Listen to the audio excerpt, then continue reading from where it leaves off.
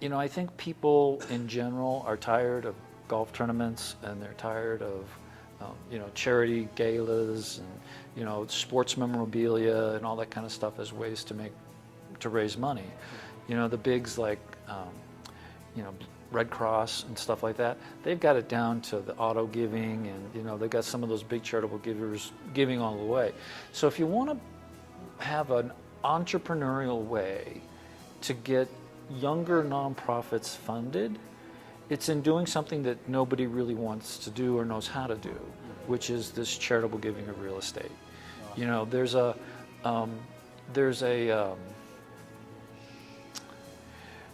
don't know how to say it. People don't understand real estate, they don't understand the tax liabilities, and they don't understand how it can impact other people. What they typically understand is, I got to pay taxes on it every month, every year, and I got to pay insurance, and it's kind of a pain in the neck to deal with. You know, it's either could have been an inheritance or something like that. So if you give them a vehicle to dispose of that pain in the neck, and it gives them a benefit of a tax benefit, and it helps a nonprofit organization, it's easy, it's a layup. Yeah. What's interesting to me is that in nonprofits, as in all things, somebody says, oh, I could do that, or I'll take your real estate, and they don't really understand the things that you guys understand.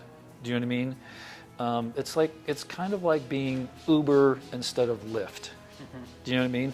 Uber's ahead, they've got trouble, but Uber's ahead, and they understand the things that you have to do. You guys are ahead, you understand the things you have to do, and now that you've tied it into the Facebook marketing, and how do you expand, and how do you reach additional people that might have real estate to sell, you're so far ahead. You're so far ahead. And the thing that attracts the big money donors is structure and organization. Do you know what I mean? So if I'm a relatively new nonprofit organization, and I don't really have all my stuff together, you know, I mean, because they don't, you know what I mean?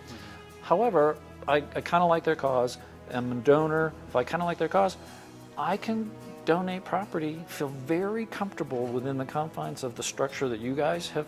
I mean, that structure that you guys have created has kind of feeds over into the nonprofit that may not have all the structure they need right now, but they're going to get the funding to create the structure. And it's a nice joint partnership. Other people might be able to understand real estate, but they don't understand this other leg of being able to kind of spread their wings of structure to help out the nonprofit.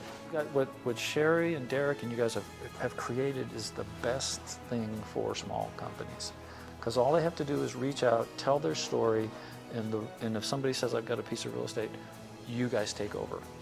Do you know what I mean? They don't have to talk to anybody. They just kind of have to raise your hand. Yep, we'll take it, and throw it over the wall, and Derek and those guys will look at it.